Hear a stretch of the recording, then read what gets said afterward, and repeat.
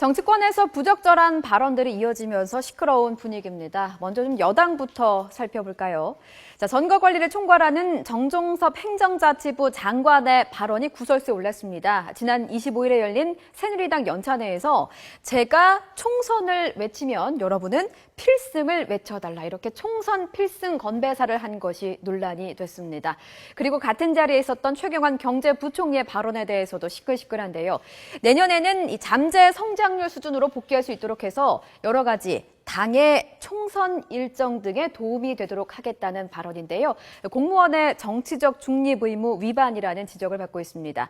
최경환 부총리는 오늘 국회에서 이렇게 해명했습니다. 직접 들어보시죠.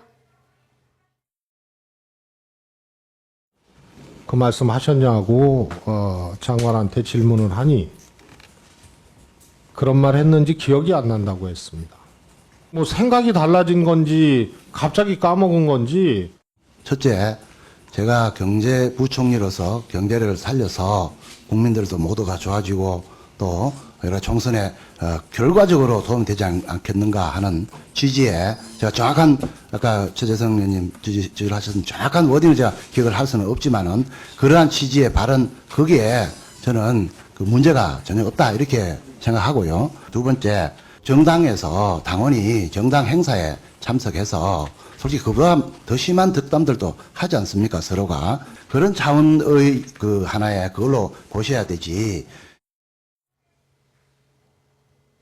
새정치연합은 정종섭 장관과 최경환 경제부총리 두 사람을 선관위에 고발했습니다. 선거 주무장관으로 표현이 적절치 못한 건 사실입니다. 플랜카드를 보고 그냥 총선 승리, 총선 필승이라고 했답니다. 아무 생각 없이. 그러니까 덕담하는 수준에서 한 거지 의도적으로 한 것이 아니고. 해임 건의안, 탄핵, 검찰 고발 등 다각적인 법적 절차를 검토하겠다는 입장을 밝힙니다. 네, 그런데요, 제가 앞서 정치권이라고 말씀드렸잖아요. 야당도 시끄럽습니다. 새정치민주연합의 허영일 부대변인, 북한 김정은 제1위원장을 존경한다는 글을 올려서 물의를 빚었습니다. 남북 고위급 접촉이 극적으로 타결이 되면서 긴장됐던 분위기가 안정을 되찾고 있는데요. 긴장이 너무 풀렸을까요? 연이어서 구설수에 오른 정치인들 이야기 계속해서 이어가 보겠습니다. 예, 지금 화면에서 보셨습니다만 정치권은 또 항상 이 말을 조심해야 되는데 이 말 때문에 또 이게 좀 예? 아니 맨날 안보 위기 상황이어야 좀 정신을 차리지.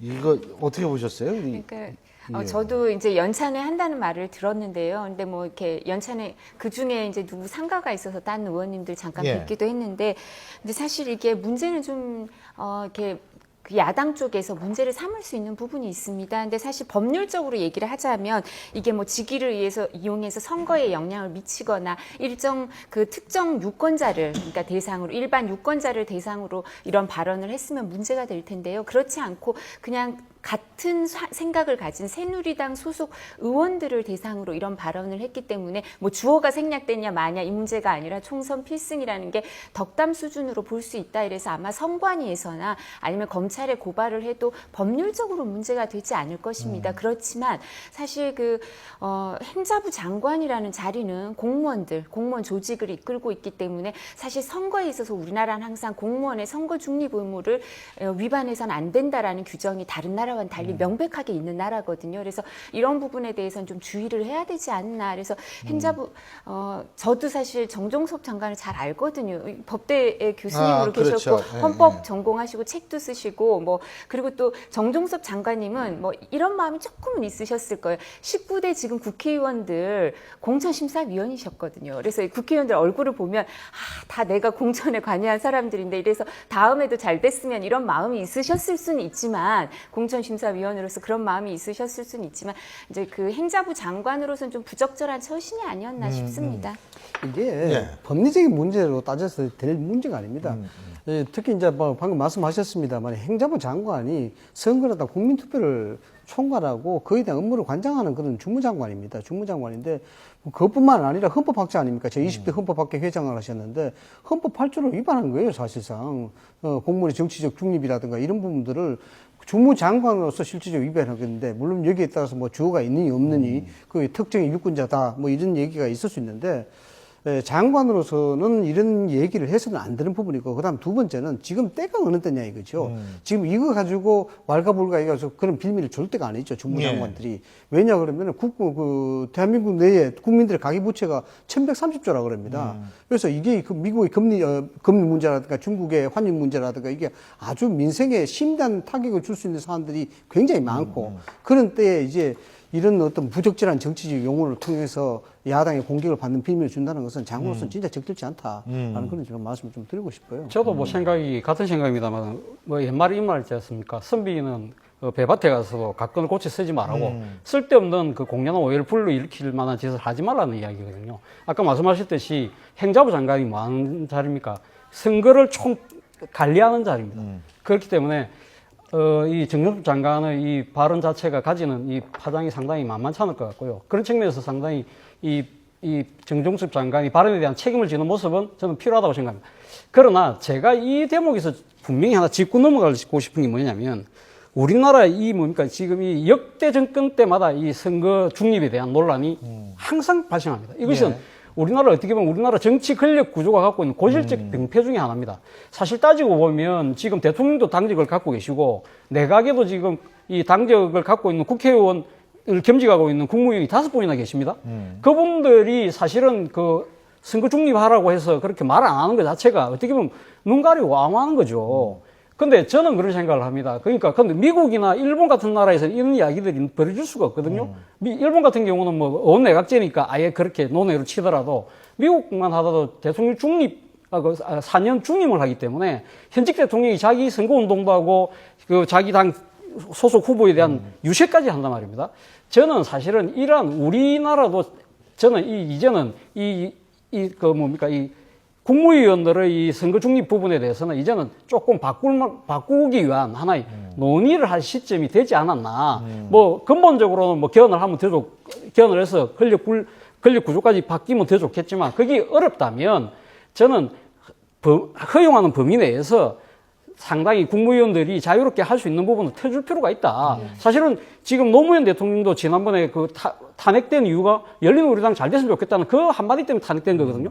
이 끊임없이 역대 정권마다 이런 이야기 계속 거듭되는데 이건 근본적으로 뭔가를 바꿔야 된다. 그러기 위해서는 물론 전제돼야 할 조건들이 있죠. 예를 들면 중앙선관위가 확실하게 규제를 가하고 또 하나는 직업공무원, 그러니까 공무원들이 정치적 중립이 확실히 보장되는 이 두 개가 물론 전제돼야 된다는 조건이 있습니다만은 아무튼 저는 이 한국의 고질적인 이 정치 구조의 병폐를 이제는 바꿀 때가 왔다. 그런 생각이 듭니다. 근데 그렇게 생각하시더라도 정종섭 장관은 지금 헌법상 공무원의 중립 의무 같은 게 있기 때문에 개헌하기 전에는 이런 발언이 조금 문제가 될 수 있고요. 그리고 무엇보다도 저는 안타까운 게 지금 말씀하신 것처럼 저 새누리당 국회의원 연찬회에 정말 총선 필승이라고 써놨거든요. 노란색으로. 근데 새누리당에서도 지금 이렇게 여러 가지 그 국민의 지지를 받고 이러는 게 그 새정치민주연합이 못했기 때문에 받는 반사 이익이 있는데 너무 지나치게 연찬회에서 총선과 관련해서 이런 얘기를 한 게 그런 분위기가 팽배해서 뭐 아마 정종섭 장관도 저런 구호를 외친 것 같은데 새누리당도 좀 일정 부분 반성해야 될 게 있지 않나 싶습니다. 그리고 또 새정치민주연합 쪽에선 허영일 부대변인이 한 얘기 때문에 그런데요. 일단 그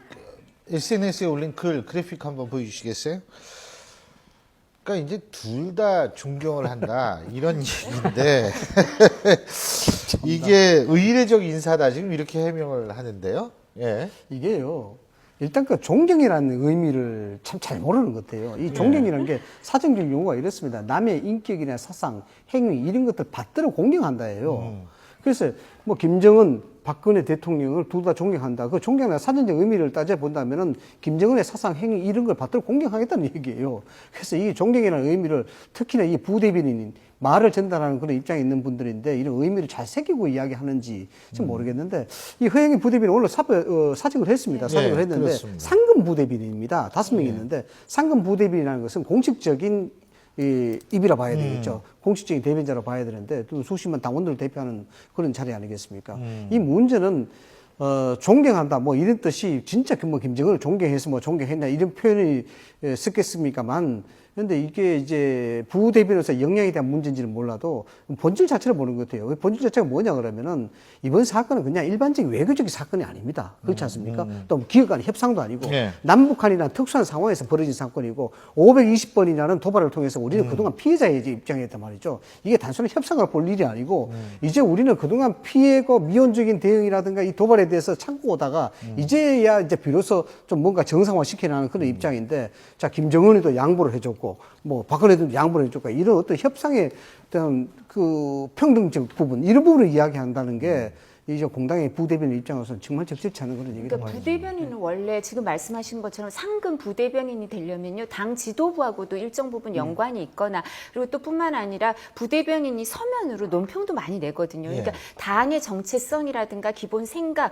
이런 부분을 잘 알고 있는 사람들이 부대변인이 될 수밖에 없거든요. 근데 부대변인이 저런 얘기를 했다면 저기에 대해서 지금까지 새정치민주연합이 이번 사태에서 보여준 모습, 뭐 규탄 결의안에 대해서 적극적이고 또 같은 목소리를 내주고 이런 부분 대북 문제에 대해서 확고한 생각이 같다면 지금 이 허영일 부대변인을 사퇴하게 둘 뿐만 아니라 사퇴하게 해서 되는 게 아니라 그 문재인 당대표가 책임을 물었어야 되겠죠. 그래야 안보정당의 모습이 확고화되고 그리고 또 이 부대변인 사퇴에 즈음해서도 그 당의 그 생각이 다르다는 모습을 문재인 대표가 확실히 보여줬어야 되는데 지금 이런 모습 때문에 사실은 안보정당으로서 내지는 수권정당으로서 이미지가 조금 구축돼 가다 그런 부분에 대해서 국민들이 다시 마음이 돌아서게 되는 그런 폐를 끼친 거죠, 확실히. 예. 그러니까 조금 전에 우리 정조수 장관님이 적절하지 못한 그런 발언이라든가 이게 지금 야당의 이 허영일 부대변인 이런 얘기를 보면은 이 정치권이 정말 도끼는 개끼는 거예요. 이게 50도 100%라는 거예요. 이게 누가 누구를 잘못 탓하는 이야기 계좌가 사실 안 되는 겁니다, 이게. 저도 허영일 부대변인의 이 발언은 정말 부적절했다 생각하고 사퇴한 것은 당연하다고 생각합니다. 그런데 여기서 진짜 짚고 넘어가야 될 부분이 또 하나 있다고 저는 보는데 우리 정치권이 과잉 대변의 정치 문화입니다. 지금 불과 제가 20년 전에 그 국회 첫 출입할 때만 하더라도 그때 각 당의 대변인이 한 명밖에 없었습니다. 지금은 대변인이 정말 많습니다. 수석 대변인 있죠. 남녀 대변인 각각 또 있죠. 또 원내 대변인 있죠. 새누리당 같은 경우 부대변인이 한 20명 정도 됩니다. 지금 새정치민주연합 한 5명이랬습니까? 그렇게 돼 있는데 이러다 보니까 이 부대변인 자체가 그러면 과연 그렇게 뭘 대변하냐는 거죠. 보면 전부 다 정쟁과 당리당략에 의해서 정쟁을 생산해내는 그런 도구밖에 안 된다는 거죠. 특히 부대변인 같은 경우는 자기 존재 가치를 증명을 해야 되니까 상당히 상대당에 대한 공격이 지나치고 아주 감정적이고 아주 비난 쪽으로 흐르는 거죠. 그러니까 이 우리나라의 정치 문화가 점점 더 험악해지는 거죠. 저는 사실은 이런 이 우리 정당의 이 대변인 문화 이 자체를 상당히 좀 축소하고 좀 더 정지할 필요가 있다. 사실은 이 사건을 그러한 계기를 삼아야 된다 생각이 듭니다. 알겠습니다.